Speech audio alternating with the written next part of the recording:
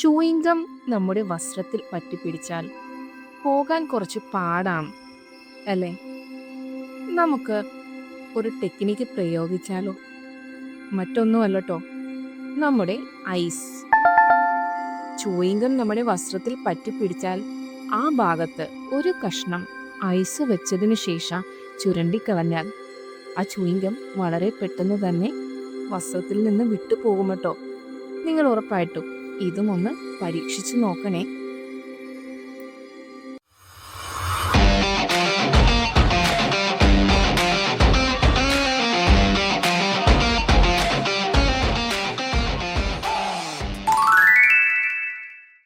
മുത്തശ്ശിയുടെ പൊടിക്കൈകൾ.